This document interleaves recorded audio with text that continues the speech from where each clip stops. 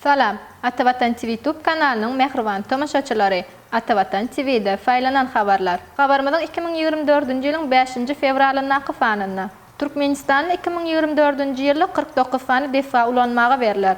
Türkmenistan Gyrgyzstana insanperwer kömegini berdi. Türkmenistanyň gahrmany Oleg Kononenkodan rekord. 2026-njy ýylaky dünýä çempionatynyň açylyş we final duşuklarynyň stadiony belli boldy. Ýaly habarlar Feýetrýärif. Mehribon tomoşaçylarymyz, geliňiňiz bolsa habarlarymyz bilen haf giňişleýin tanşy bolalyň. Türkmenistanyň 2024-nji ýyly 49 fany defa ulanmaga berilýär. Türkmenistanyň 2024-nji ýyly 49 fany iri önümçilik durmuş maksatly binalaryň we defalaryň ulanmaga berilmegi meýilleşdirilýär. Bu barada fanulgam arkaly geçirilen Ministrler Kabinetiniň nowatdaky mejlisinde vice-premier Anna Mamedow hasabet berdi.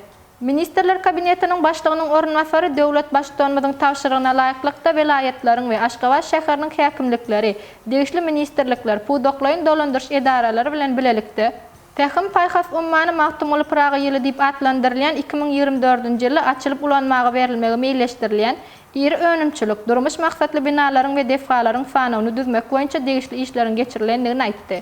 Hormatly prezidentimiz Serdar Berdimuhammedow hasabady dinläp ýurdumyzy hemme taraplaýyn ösdürmäge, halkymyzyň ýaşaýyş durmuş derejesini has we ýokarlandyrmaga gönükdirilen maksatnamalaryň işleriň alınıp barylýanlygyny belledi.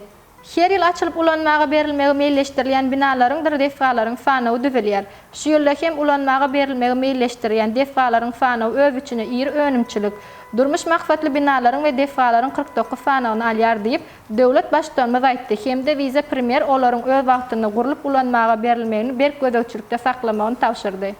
Türkmenistan Gyrgyzstana insanperwer kömegini berer. Gyrgyzstan Respublikasynyň energetika ulgamyna ýüze çykýan ýagdaýlar nazara alynıp, hormatly prezidentimiziň gol çeken degişli buýrugyna laýyklykda 2024-nji ýylyň fevral aýyna insanperwerlik kömegini iýermek maksady bilen 2000 tonna meçwerdäki suwuklandyrylan gaz dost doganyny kömegi hökmünde bu ýurda iýerildi.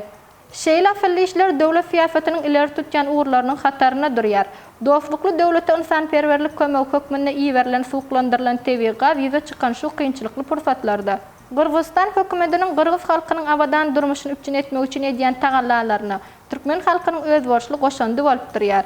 Türkmen halkynyň hoş niýetlik insanperwerlik ýaly gadymdan gelýän ýörelgelerinden uğur alynıp, Gyrgyz halkyna insanperwerlik kömegini iýermek baradaky çözgüden kabul edilmegi, Gyrgyz Respublikasy bilen netijeli hyzmatdaşlygyň, Türkmenistanyň döwletary gatnaşyklarynyň aýrylmaz böleginiň hemde çylşyrymly pursatda dogany kömegini bermekde.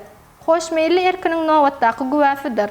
Türkmenistanyň gahrmany Oleg Kononenkodan rekord. Russiýanyň Roskosmos Kosmonawtlar toparynyň ýol başçysy TASS habarlar gullanynyň ýörüte habarçysy Türkmenistanyň we Russiýanyň gahrmany Oleg Kononenko orbitada uzak wagtlap galmak bilen dünýä rekordyny goýdy. 4-nji fevralda Kononenko rus kosmonawt Gennady Padalkynyň 1998-2015-nji ýyllar aralygynda 5 gezek kosmos giňişligini amala aşyran saparyny älim giňişliginde bolan 878 giýje günü 11 saat 29 minut 48 sekundlyk rekordyny täzeledi. Oleg Kononenko öz karýerasynda 5 gezek kosmos saparyny amala aşyrýar. Ol 5-nji iýunda Moskwa wagty bilen 00:20-de kosmos giňişliginde 1000 giýje günü bolmak bilen dünýädäki ilkinji adam bolar. Türkmenistanyň gahrmany Kononenko iýun aýynda kosmos giňişliginde 60 ýaşyny belleýär. Oleg Kononenko 1964-nji ýylyň 21-nji iýununda Türkmenistanyň Türkmenabat şäherine dünýä indi.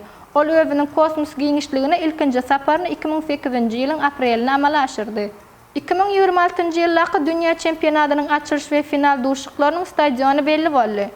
Amerikanyň Birleşen Ştatlarynyň, Meksikanyň we Kanadanyň bilelikde gurnaýan 2026-njy ýylaky dünýä çempionatynyň açylyş we final duşuklarynyň geçirilýän şäherleri we stadionlary ma'lum edildi.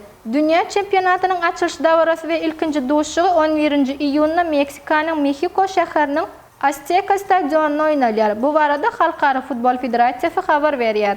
Dünýä çempionatynyň final duşugynyň 19-njy iýulda Amerikanyň Birleşen Ştatlarynyň New Jersey ştatyndaky 82.500 orunlyk MetLife stadionunda oýnaljakdygy ma'lum edildi. 48 milli ýygynynyň gatnaşjak dünýä çempionaty 11-nji iýunda başlar. Amerikanyň Birleşen Ştatlarynyň dünýä çempionatynyň duşuklary New York, Dallas, Miami, Kansas, Houston, Atlanta, Los Angeles, Philadelphia, Seattle, San Francisco, Boston şäherlerine geçirler. Meksikanyň Monterrey, Guadalajara ve Mexico, Kanadanyň Vancouver ve Toronto şäherleri çempionatyň duşuklaryny kabul eder. Bu dünýä çempionatyny umuman 104 duşuk geçirler. Mundan azalky dünýä çempionatyna 32 döwlet milli ýygyndylary gatnaşyp 64 duşuk oýnarýardy. Çempionat 56 gün dowam edip final duşu 2026-njy ýylyň 19-njy iýuluny geçiriler. Häzirki wagtda dünýä çempiony Argentinanyň milli ýygynysydyr. Ýene de bellemeli zat Azteca stadionu 1986-njy ýylaky dünýä çempionatynyň çärek finalyny Argentinanyň Angliýany 2-1 hasabyna ýeňen duşugyny Diego Armando Maradona'nın el arkaly gol geçirilen stadionu hökmünde tarihin sahypalaryna orun aldy. Hormatly tamaşaçylarymyz, saýlanan habarlarda ýetirmekden habarlarymyz şulardan ibaret. Gepleşiklerimiziň iniki fany görüşýänçek hoş, sag bolun.